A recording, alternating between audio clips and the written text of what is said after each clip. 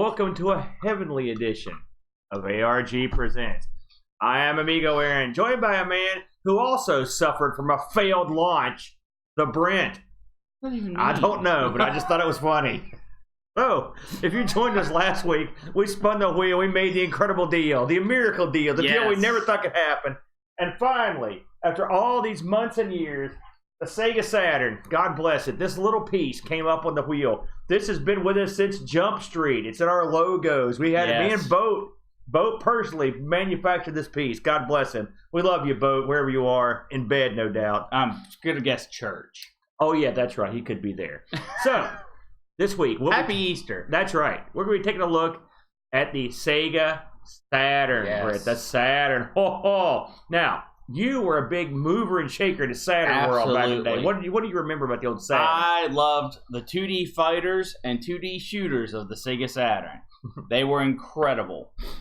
Well said. So what separated the Saturn from, say, the PlayStation at the time? The Saturn focused a lot more on 2D, while the PlayStation had journeyed forth to the 3D realm. And after what I've seen today, good move. Yeah. Well, the Sega could do 3D. It was just, it was harder. It was harder to program for. We're gonna take a quick trip into the land of the Sega Saturn here, just to familiarize everyone with what it was all about. So, the Saturn came out in Japan in '94, November of '94. Yeah.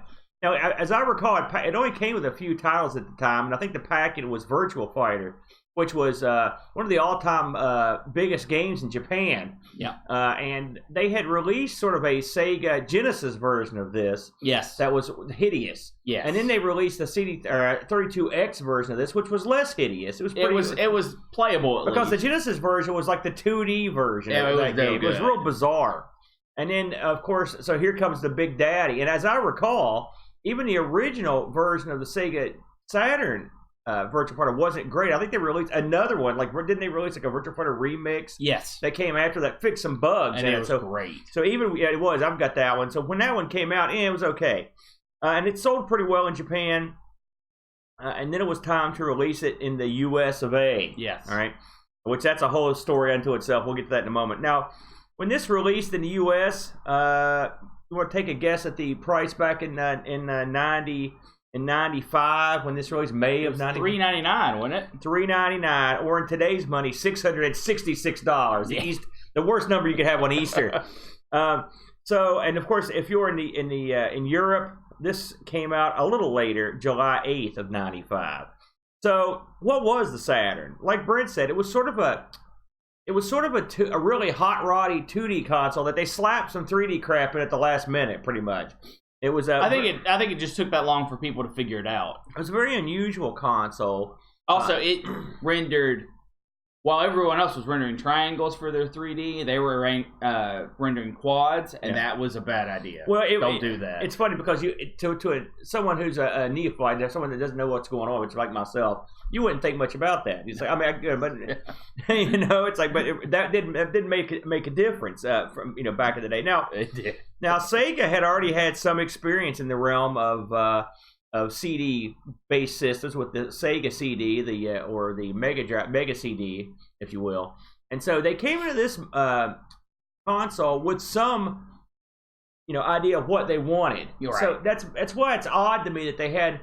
I guess the PlayStation forced their hand. Yes. But you could sort of tell, like for instance, this game, they never really truly dedicated the Saturn to a 3D game world, but they had plenty of games that came out for it. Your Tomb Raiders came out for it, stuff like that. But even a lot of good fighting games. The problem was, and I think you'll agree with me on this, is that when you compared it to the PlayStation's attempts at 3D, it wasn't as good generally, the way it was. Yeah, no, you're right. When you compared the Tomb Raider for the Saturn to the PlayStation was better. When it was just the way it was. Now that doesn't mean there were no good 3D games. No, absolutely not. But the word on the street. Now I'm not a programmer, but the word on the street is it was tough to program for as well. Yes. Well, it used that dual processor technology, which really made it sort of a 16-bit system because almost no one used both of those processors at the same time. Yeah. Now we talked about the 32X a while back in the Sega, and so this came on the heels of the release of the 32X in the U.S., which was poison move, because they had already, they let it be known that the Saturn was coming before the 32X even launched. So the 32X, it had its moment. It went away pretty quickly, and here this thing comes, and that didn't do it any favors. Consumer confidence for Sega was at an all-time low because everyone felt, why should I buy something you're not going to support? And that really, it plagued them from the mid-Genesis era all the way to the end of their life because people didn't think they were going to support their systems. And really, you know what? They were right. Yeah. So let's talk about the launch of this, because this is sort of the elephant in the room.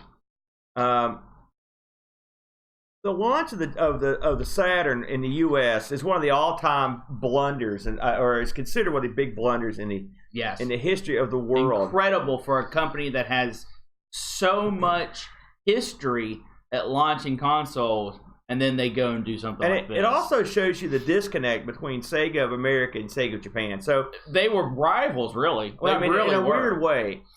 In March of '95, the Sega America CEO, whose name was Tom Kalinske, they announced that the Saturn would be released in the U.S. on Saturn Day. Right, good one.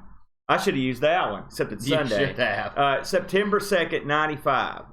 So, that was Saturday, and let's face it, they love watching these things on games, special days. Well, anything that makes you remember the day, sure, it's a good marketing ploy. Well, no, Sega of Japan did not get the memo on this. They were like, no, we're not gonna do that.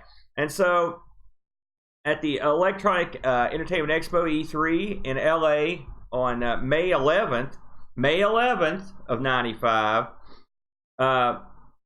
The same Kalinske went up and gave a speech about the Sega Saturn. He also unveiled the price, and then they basically said, "By the way, this is available right now. Yeah, right now in May." Which really would have been a brilliant strategy if they had planned to do it. Yeah, they didn't plan to do it. The problem was they didn't tell anyone they were doing that. Yeah. When I say anyone, I mean distributors. People making games. Yes. People selling the games. Yeah.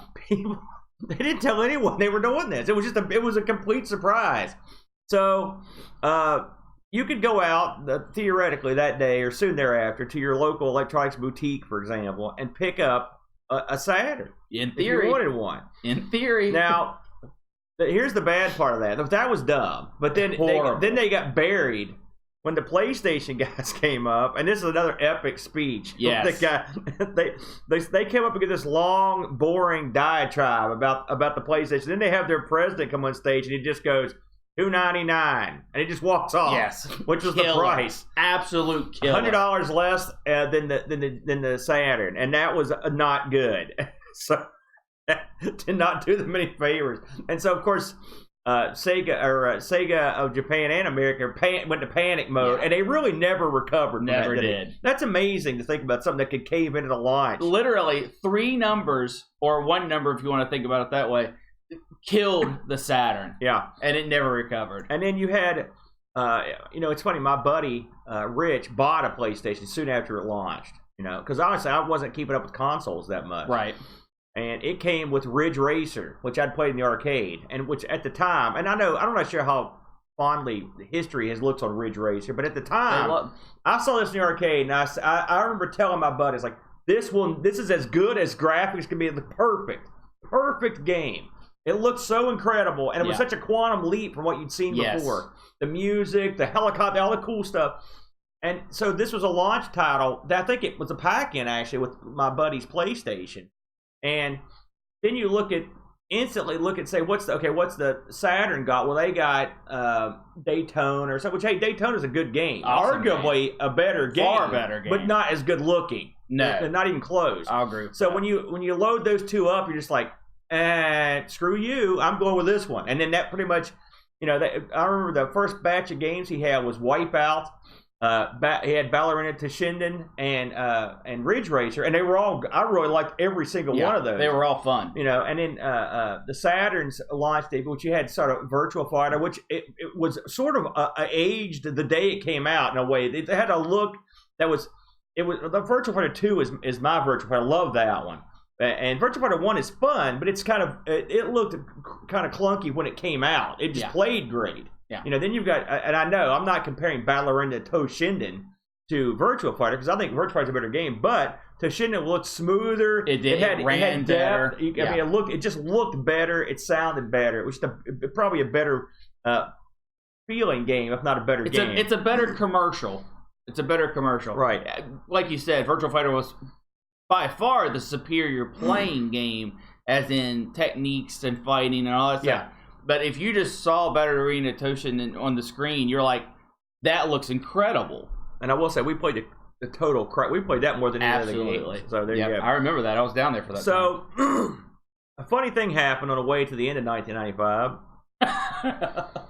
Sega dropped the price of the Saturn to $299. Yeah. Okay.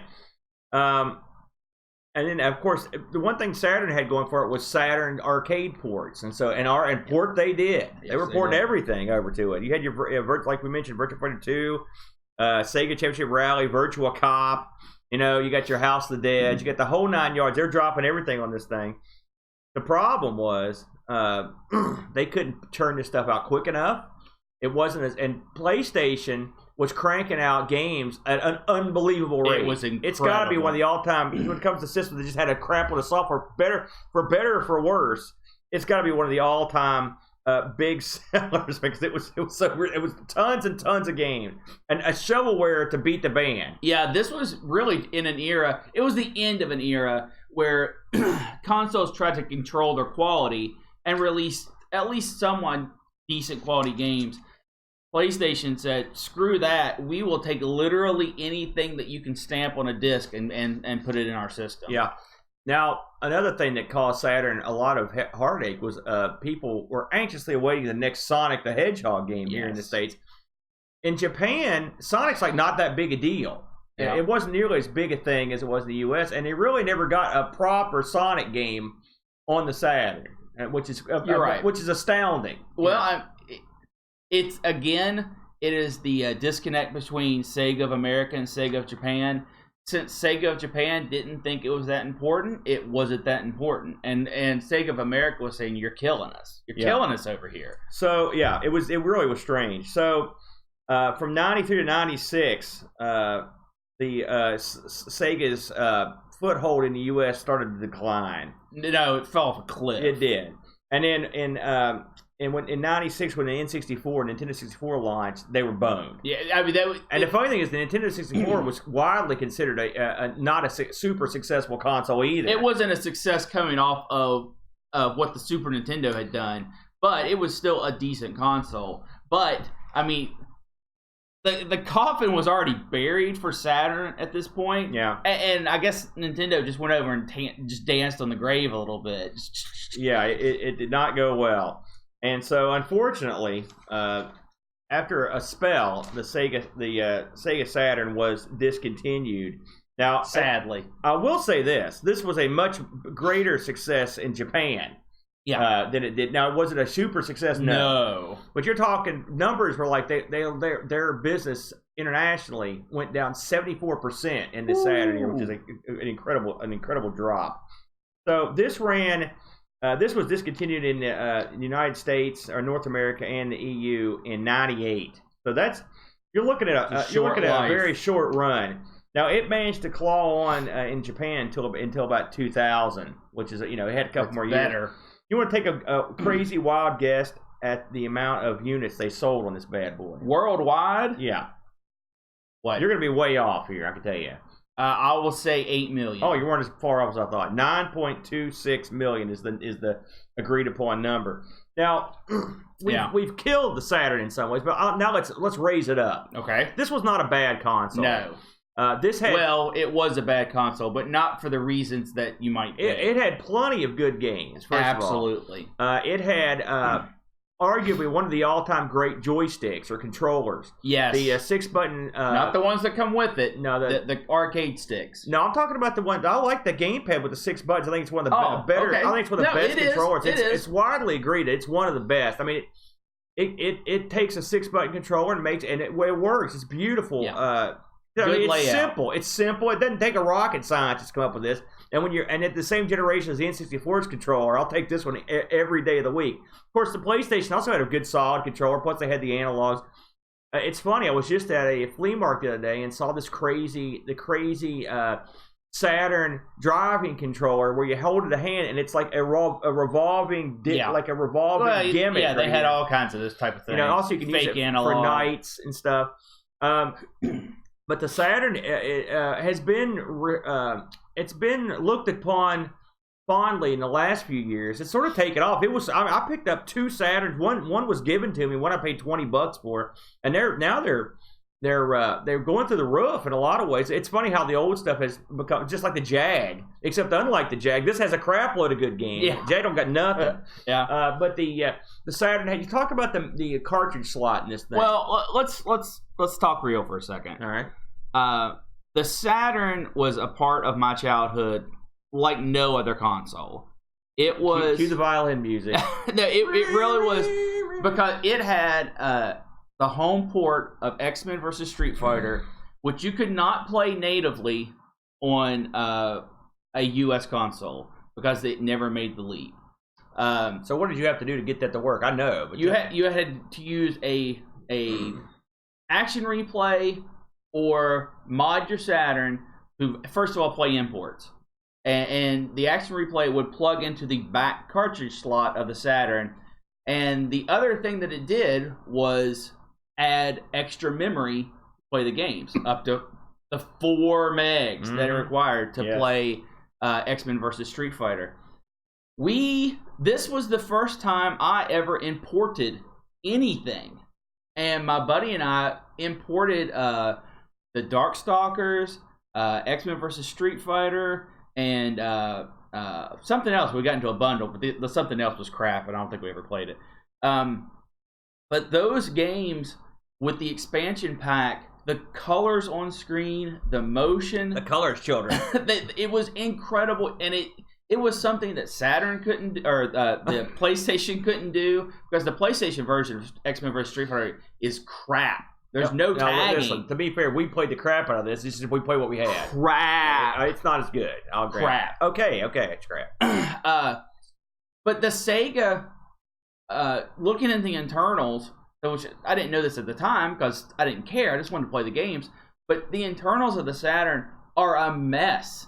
They're an absolute mess because you have 2 processors that, I guess, when it was on the test bench, they said, programmers will figure out how to use these in tandem and you'll get tons of extra processing out of it. And it almost never happened. There are very few games that use both processors at the same time.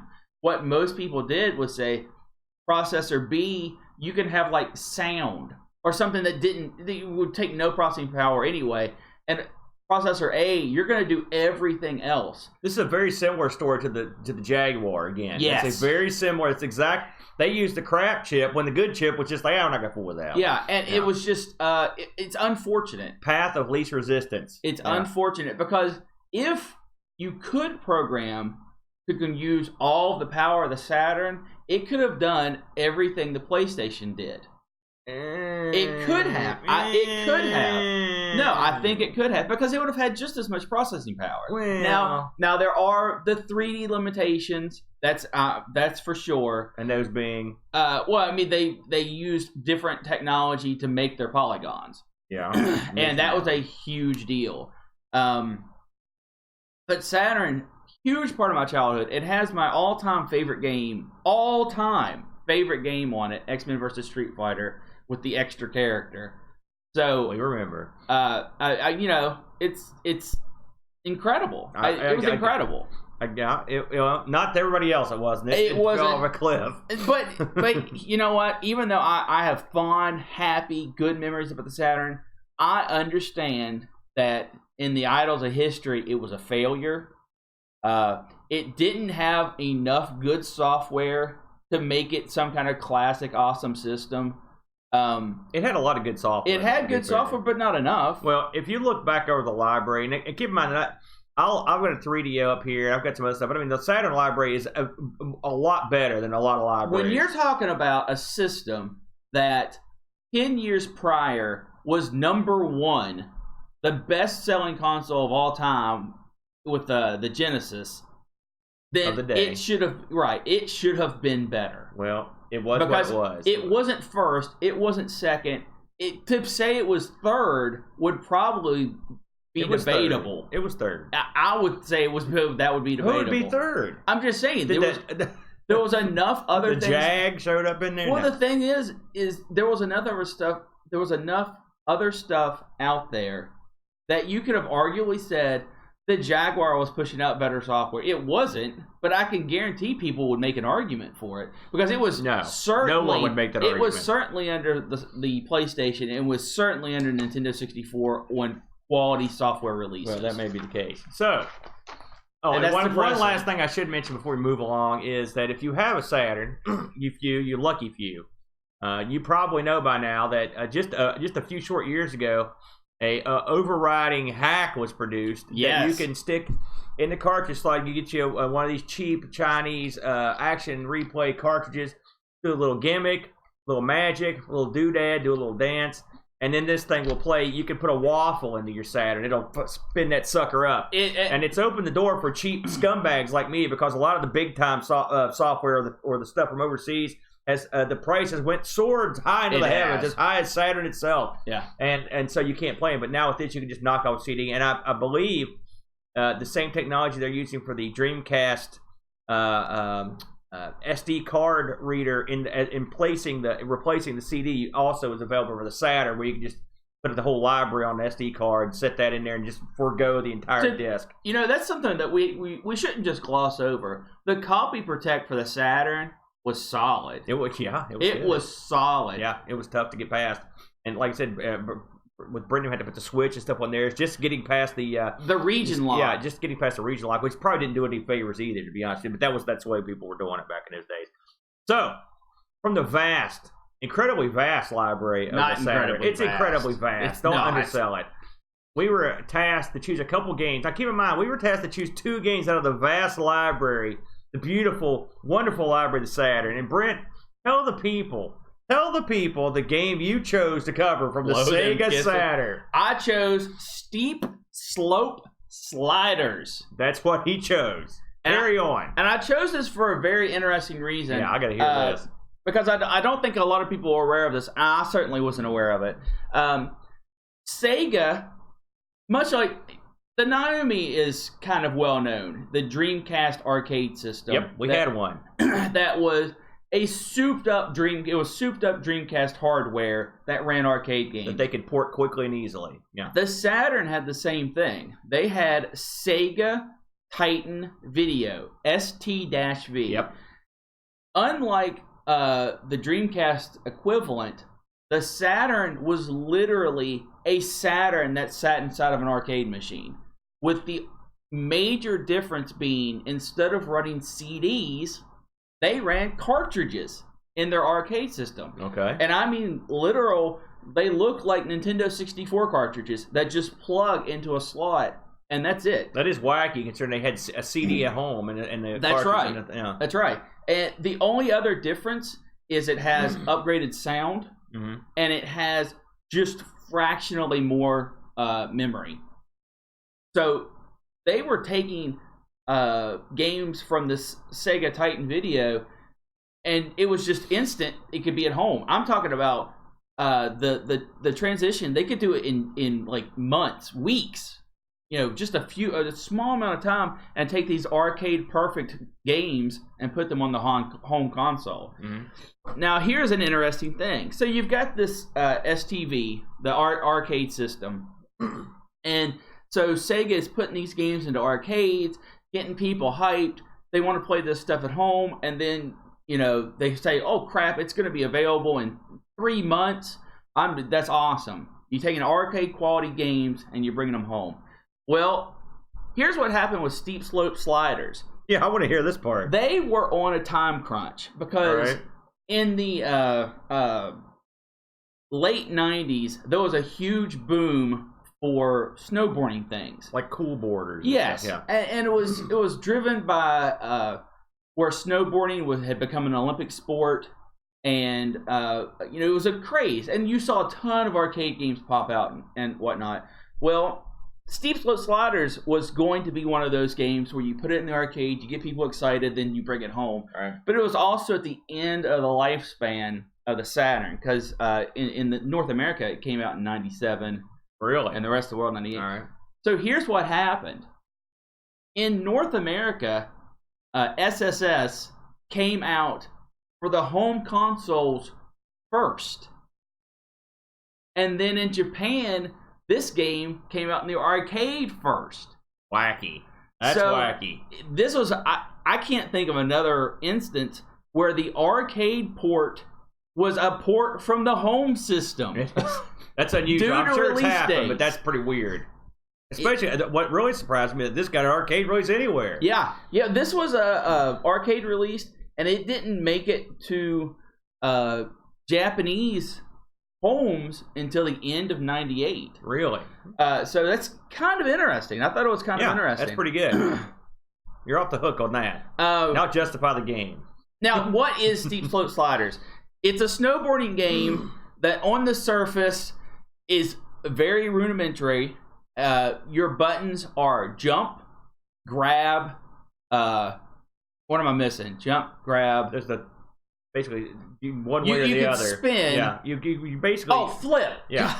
I did it so early I couldn't remember. So your buttons are jump, grab, where you grab your board, and flip, which means you try to do a forward flip. You can also use the shoulder buttons to do rotation, but that's it. There's no like up, down makes you do this trick, or left, right, left makes you do this trick. They tried to take snowboarding and boil it down to its absolute easiest concept to make a fun game. Well, they did boil it down to its absolute easiest concept. There's no question there. It is very basic. What you have in this game is a handful of characters and 4 stages. That's it. You don't race other competitors. You only race against the clock. They did give you a goodly amount of courses, I will say that. But you have extreme 0, 1, 2, and 3. You've got the half pipe, and you've also got the alpine, and then you've got whatever the first one is. That's a goodly amount. Yeah, there are other types of courses, right? But it's all the same basic bear, homie. Well, no, they're just different. They're totally different racetracks. They're different race types. Well, no, they're totally different tracks. You can't play like a trick track on the alpine slope where you have to go through the gates. See, you understand what I'm saying? No, I don't get what you're saying. You can jump around like an idiot on any of the tracks, right? But I mean, you're not going to do the same thing on the half pipe that you do on the extreme 2. That's what I'm saying. So they had a very odd choice in this game, where it looked at the clock time on the Saturn, and let's say you're playing this game at 1:30 p.m. on the East Coast. Well, if you picked a Japanese course, it would say, what is the time zone transition? And it would use that day-night cycle for whatever course that you went to. Oh, that's pretty cool. I didn't even notice that. That's kind of neat. Well, the bad part of that is if you're playing a game and it's 4 a.m. on the course that you're going to, it's going to be dark. And it's super... That's why some of the courses are super dark. That's still cool, though. I kind of like that. It's a good concept, but it was poorly executed. You're winning me over here. It was poorly executed. Now, there are codes that you can put in to choose what day, evening, or night. There's codes in this. Yeah, there are tons of codes. Okay. And in fact, this is... the amount of codes in this game are ridiculous because it unlocks 4 additional courses. Oh, 4? And you can unlock another dozen racers. Good, because the races that you start with are crap. And you can also unlock a shooting minigame, but it's... Ooh, shooting. But you get to shoot while you're snowboarding? Here's the thing. Why hide this stuff behind unlockables and codes. I will say, when literally you were hiding half of your game. Half of your game. So a lot of people pick this up and think that there's not a lot of content because, there's only a handful of tracks to choose from. When in actuality, there's a whole space course where you're out in space. Cool. There's a virtual reality type thing where you're snowboarding on green lines. Like sounds alluring. Yeah. There's a South Pole course and there's a space half pipe that are all behind hidden codes. There's a reason they hid this stuff, and because the joy you get when you unlock them. I'll give you an example. I set a record on one of the courses, and it said, "Congratulations, you have unlocked boy." Yeah. I was like, I'm not sure that's good or not. And it said hit R to access boy. And I was like, I don't think I'll do that. But I did unlock boy. Boy has a great name too, just boy. Yeah. I've never played boy. But now let me ask you one other question. I got a few more things to go over. Real quick. Okay, go ahead. When this came out, I don't know if Sega didn't know how to market it or who to focus on, but they actually took the game to snowboard enthusiasts, like different snowboarding magazines and websites and stuff like that, and said, here's our snowboarding game. Go back and try to find some of those reviews and read them, because I sure have. Like this was one for Trans World Snowboarding. It is the driest review of a video game I've ever read. Really? If they didn't pay for this review, I don't know what's going on, because they talk about the game and they repeat themselves about 15 times. But it just goes to show that they were trying to get this to be a hit for a non-gaming community by how simple it was, by how they marketed it.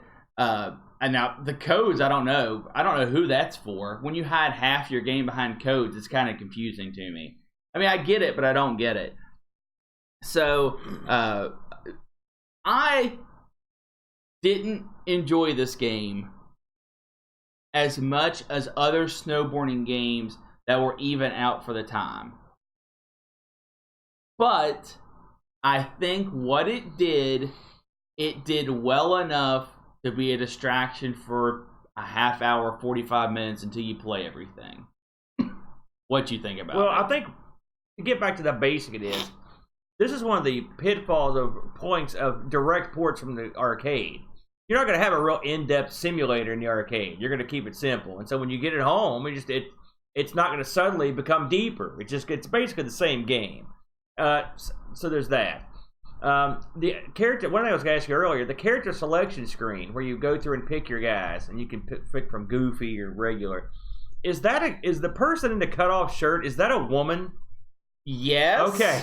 Because this shows you the depth of graphic ability. Well, you look at these people, it's like they're the one guy looked like Chris Sabo in his goggles, or like a mad scientist. And I'm like, I think this could be a girl, but I didn't hear her say anything. They don't do anything. They don't give them names. No. Well, boy, you unlocked boy.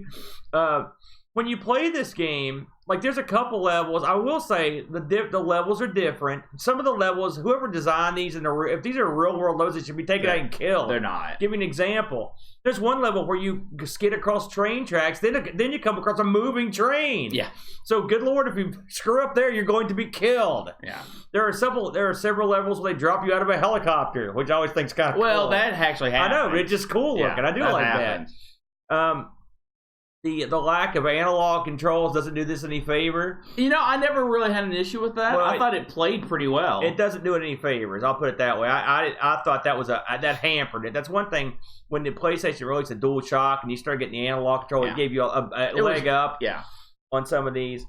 These levels are there. I think I played almost every level. I tried to play them all. I mean, I don't know what the hidden ones, but the levels are diverse. I will say that there's some levels that are frustrating as hell that you get this is one of those invisible walls type games, and so but if you try to veer off the path, you can get yourself screwed. If you there's a level where you go at the end of it, or you were snowboarding through this village.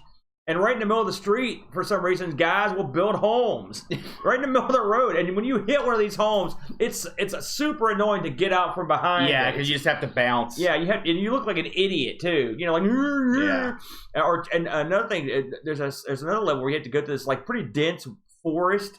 You know, and you're trying to scoop in about these trees, and that's another tough one because if you get behind a tree, that can be frustrating.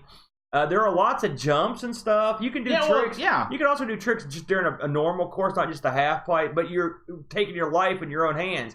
I assume that doing tricks will enhance your score, but usually I just went for time on those. I didn't even try to do any tricks. Well, there are courses that are designed for time, and there are courses that are designed for tricks. Well, you can do tricks on all of them. Right, so but there are courses that are designed specifically to jump off rocks and ledges and stuff. They all have that stuff in them, though. You can do that on all of them. But there are some cool precipitous drops that you go off, and you can flip around, do crazy stuff in the air, which is, it's your usual deal. Now, let's talk about the music in this.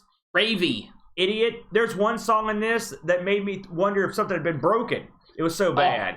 It would just stop and start. I was like, what is going on? But that's the song. Because I went and looked it up. Yeah. And I was like, this is horrible. So there's one song in here. There's one song in here that should be taken out of the lexicon of the earth. This is no good. The rest of the music was the usual fare for this sort of game. It's an electronic rave. Yeah, it is. Which, if that's your thing, it does. I like that stuff, but it's not that good. It's just generic. It's the word I didn't hate it. I didn't think it was. I'm not gonna go make a CD of it, but I didn't hate it. No. When you on certain levels, it looks like what I remember. You've seen Blazing Saddles. Remember at the end when the bad guys come into the fake town and they knock over and there's fake people. Okay, now stop. No, let me finish. I'll let you finish. There's a scene. It's probably the first level where you start out in this overhead view and you've got all these cardboard cutouts of people and they're standing like this or like this and they're as obviously paper thin as they could be. The buildings are thin and it looks like you're going through a movie set. And then the weird thing about that level, maybe you could explain this. I think it's the very first one I tried. It was the first one. It looks like you're in a gulag or escaping from the Berlin Wall or something. There's walls like barbed wire, and it looks like the paper cutouts look like armed guards. I was like, "What is this? Dude, where are we skateboarding? Like behind enemy lines?" Okay, bizarre. You have to. Here we go. Disclaimer: it is 3D of the time. Which, if you don't have to make it obvious. If you don't have 3D, if you don't have to make something 3D, you don't make it 3D. Listen. So I mean, when you have obviously, and when you're going down the hill, most of the time that kind of crap doesn't matter. You start out in a rotating aerial view. Let me finish of the thing, and the people are standing there like this. I know. Stop. And they're clearly they're as thin and undimensional as yourself. Well, when it comes to that, there is no depth to these people. Don't pan around them when you clearly can't pull it off. Horrible. So that was a problem. So but overall, I thought it was a normal, average, clunky sort of snowboarding game. It wasn't anything. I didn't actively want it to die. I just didn't think it was that great. I 100% agree. I thought that everything about it was passable. Yeah. And not any better than that. Before we move on, let's since we never do this, let's go ahead and we got a review on this, and let's sneak his review of this in our head. So our good buddy, our good friend, he provides us with booze and reviews. That's Graham W. Vebke. Yes. And he commented on this game. Steep Slope Sliders review. Steep Slope Sliders hasn't aged well with its polygons. But behind that is an easy-to-play game, better than most other snowboarding games at the time. It does have some dodgy collision detection, that's true. Yeah. And the controls could be a bit less stiff, also true. But the tricks are easy to perform, and it's fun to put together flips and grinds. Or you can just attempt to go as fast as you want instead. I hated the menu navigation. Oh, God. And the soundtrack is better turned off unless you are a raver. 7 out of 10. We didn't talk about the menus. The menus are the worst, absolute worst part of the game. When they come on, they just gotta go, and they're real slow. They're no good. They reminded me of remember Screamer had those kind of crazy menus that did that, but this is much worse than Screamer. This is one of the worst menu systems I've ever seen. It's hideous. It's slow and painful. It's a hideous disaster. But otherwise, a perfectly pedestrian game. Bro. I agree. So, let's move on to the main event of the evening. This is definitely, the game you picked is definitely something more suited to the Saturn. Correctamundo. Yeah. All right, so we're going to be talking about a very interesting game called Galactic Attack. You know me, I like the games with the punchy titles, Brent. That's what I like to do. So this bad boy from Taito, if you will, was released in Japan, North America, and the EU all in the same year, in '94, in the arcade. And then for the Saturn, it came out in '95 on all territories. Now, as I mentioned, this was an arcade game. In the arcade, this game has like 6 names. So let's go through them. It's kind of crazy. Okay. The arcade game was known as Ray Force. It was also known as Gunlock. All right. Yep. Both of which, well, Gunlock is a more appropriate title, I guess. And then in North America, this was known, and I think EU as well, was known as Galactic Attack, which is a pretty generic game. That's very generic. But it tells you a little more than the Japanese name, Layer Section. Yeah. Layer Section. So also weird is what do you want? So what is this game? We're going to go with Galactic Attack since we're in the United States, but you can fill in the blank for whatever else you want.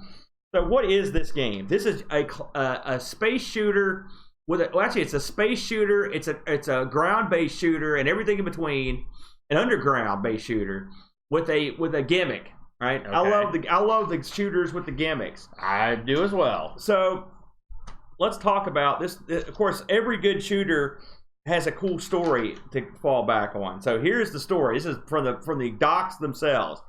In the distant future, human governments across the planet construct a massive supercomputer named Con-Human. That was their big mistake right there. Con-Human is not a good thing. It's not a good start because you know what's going to happen. Let's call our computer Kill Hitler. The purpose of this computer is to govern the planet's environmental systems. Again, that's never a good move. However, disaster strikes after a cloned human's mind is linked with the system. Con-Human becomes sentient and insane. Never good. It begins to induce calamities across the planet, constructing corrupt clones of existing organisms, destroying its human masters, and exterminating the nature it was intended to protect. Not good. After a long war, Con-Human succeeded in exterminating 99.8% of mankind. Oh man, pack it up. It's over. with the remnants fleeing to space colonies. Meanwhile, Con-Human remakes the interior of the Earth. As a result, Earth, as humanity knew it, has utterly ceased to exist, transformed into a planet-sized mobile fortress that is, in fact, Con-Human's body. Which, that makes a lot of sense. So now, it's basically, the long story, so you got to take Con-Human out. That's right. You can't have that thing. So, we've got the RVA-818 X-Lay Starfighter. A good punchy name for the Starfighter. To fight the oppressive machine by destroying the now infected Earth entirely. So that's what the plot of this game is. Your job, blow up your own planet. Now, trust me, I played this game and then I watched it to its end. And when at the end of the game, when you successfully blow up the Earth, you can imagine what my mind was thinking since I had not read what the story. Because I was telling bros, like, are we the bad guys on this? What's happening? Why are we doing this? So, Galactic Attack, now that you have the backstory, what do? Well, you're in a cool-looking, sleek starfighter. This is your classic bullet hell Japanese shooter. It is. Okay. But you have a gimmick, and the gimmick is you have this little reticle that floats in front of your machine, and it reminds me very much like a Xevious. I mean, this is light years ahead graphically of Xevious, but I mean the premise is similar. If you've ever played the classic Namco game Xevious, you control, I think it's the solo view as you fly over a landscape, and you can use your reticle to drop bombs while you shoot. In this game, everything under you or planes under you that reticle goes across, it targets. Yeah, right. Tags and you can target everything that's under you. You've got a second button for missiles. You pop that sucker, and missiles shoot out and blow up everything you had targeted that's still on the screen. It sounds simple. It's actually pretty awesome, isn't it, Brent? Well, and you don't have unlimited things you can target either. You pick up power-ups that will power up how much stuff you can actually target. So I think the max is like 12 or something. It's a lot. I don't know what the max is. I doubt I ever got that. The good thing is you can just hold down the fire button and just blow things all to crap, which is cool. So the game actually is pretty awesome for a couple reasons. As you go through the game, you've got the multicolored power-ups. That's got that. Well, you've got your ones for that power up your lasers, and ones that power up your main guns. Yeah, and then another one that powers up your main gun, but faster. Right. The yellow ones give you more power ups than the red ones, but faster. That's right. That's exactly what they do. So you're jacking up your guns. You've got your missiles. You're ready to go. Now, what are you fighting? Well, everything you can think of. You start out in deep space, basically. You're flying around. You're fighting other fighters. Stuff like that. And these battle fleet. The ships are cool. The first thing you see when you start the game are almost like Star Destroyer locations, but thinner. They're under you. And that's when you realize you can use that reticle to target all these stuff, and you can, including enemy, big ships. Yeah. And you're hitting those missiles, and before these things even get to a screen where they can shoot you, you're already blazing away, blowing them up. It's a real cool effect. It makes you feel good, and plus, it gives them the incentive to put a lot of awesome details in the backgrounds of this game because there's a lot of stuff that's almost like hidden stuff that you wouldn't do. As long as you get that reticle over, it'll lock on, and you would be amazed at all the crazy stuff you can lock onto. There's tanks, there's mobile guns, there's all sorts anchors of vehicles connected to islands. That's cool, which we'll get to that. So you start out in space, you go through, you fight, there's the boss battles, all the stuff you normally expect. Once you go through space, you're on your way to Earth. And there's an awesome sequence where you're doing re-entry into Earth's atmosphere, and you're fighting, they're trying to get you there. Then as you come through Earth, you're in the upper atmosphere. You're fighting stuff there.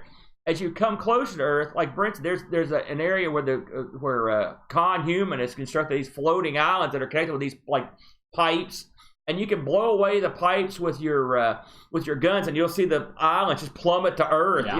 That was probably the neatest scene in the entire game. That was pretty cool. Then you'll eventually you fight your way down to ground level. So, like I said, this game inner core actually. Well, eventually you get to ground, all the way from space. So you actually have followed your ship all the way, which is fun because you're on a journey. It's a mission. So that gives you an awesome bunch of different locales, right? It's decent, yeah. It's not much more than decent. It's a good concept. And then even when the little details I like. There's when you're flying over the surface of the world. And by the way, Con-Human hasn't done too bad a job on here. It actually looks pretty good. Yeah, looks great. There's waterfalls and forests and stuff. And so, I don't know why he's not killing that much nature. It looked pretty good. It looked pretty clean. Yeah, but the story said he was using the Earth as a large Death Star. I'm just saying it looked cool. So anyway. You fight don't take the side of the AI.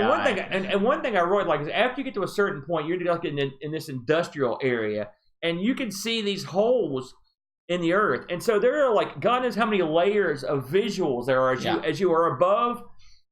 You're above this industrial complex, which is multi-layered, and then you can see these holes, and there's depth to the holes, and you can kind of see them as you go by. They change.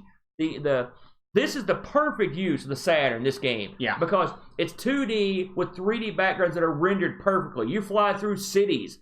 There are buildings that come and go, and they're rendered in 3D, and you pass through. It's awesome looking as you go by them.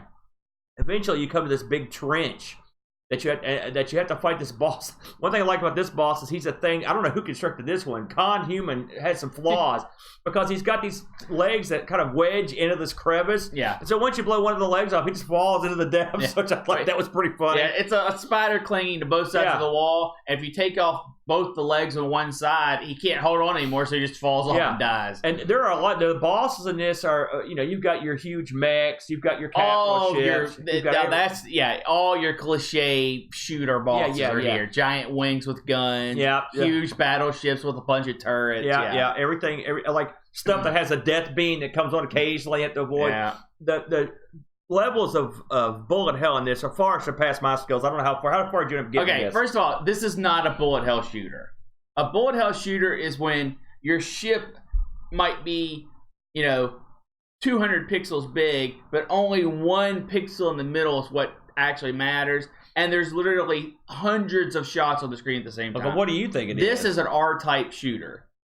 It has as much shots on the screen as your R-types or your Darius's. I'm going to disagree with you big time. No. You get to points where the screen is all but full of fire. I disagree. You can play this on multiple difficulties, and the higher difficulty you play on is definitely the more bullets and projectiles that are on screen. But it's always fair. I didn't say it wasn't fair, and it's very patterny. I'll give you that. It is. You've got to wedge your ship into certain areas. But when most people hear bullet hell, they think the whole game is dodging patterns of bullets, where literally only one pixel of your ship is going to be your hit box.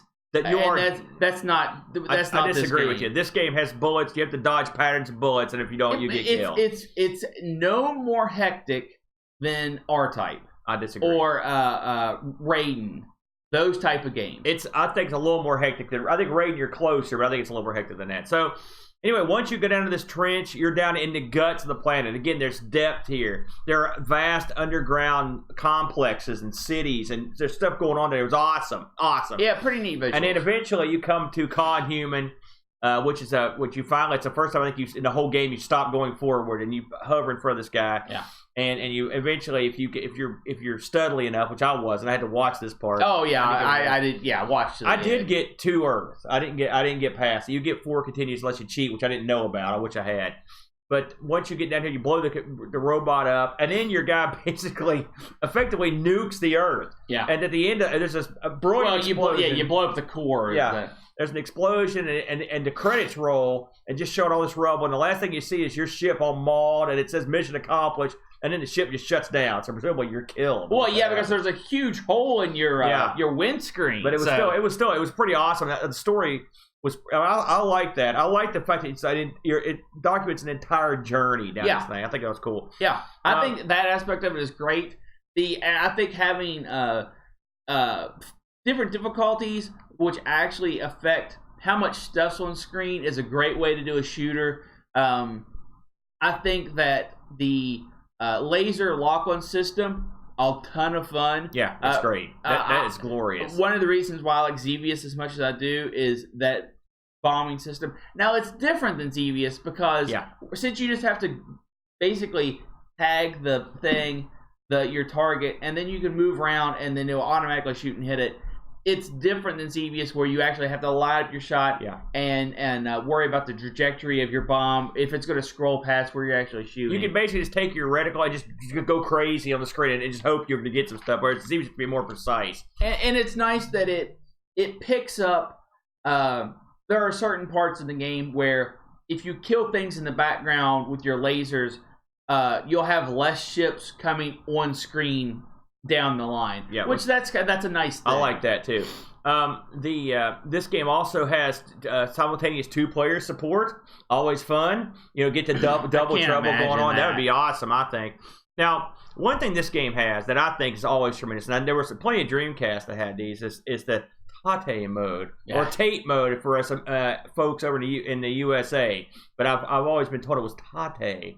But what that means is you can take your computer screen or your monitor or your TV, flip that sucker on its side, and play it just like it was in the arcade. Now, I did this, believe it or not.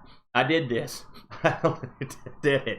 And I played it. It was awesome because one thing this does for you is and I read this to confirm it, you'll get more stuff on the screen. It almost changes certain aspects of the game because you've done this. And I think that's a really cool way to play if you have the ability to do it.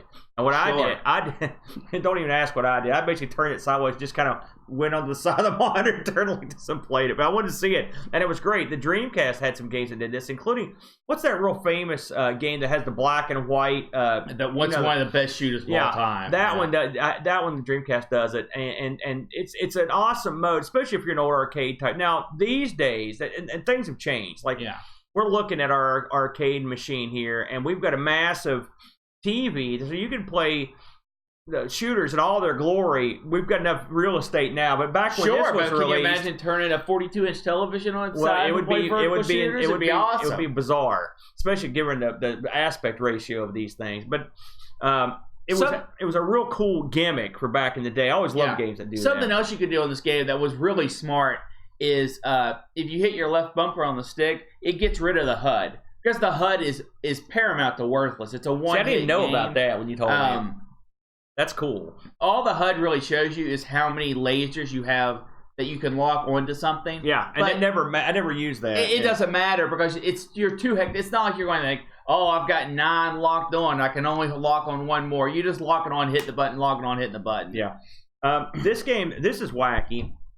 This game actually had a Microsoft Windows release.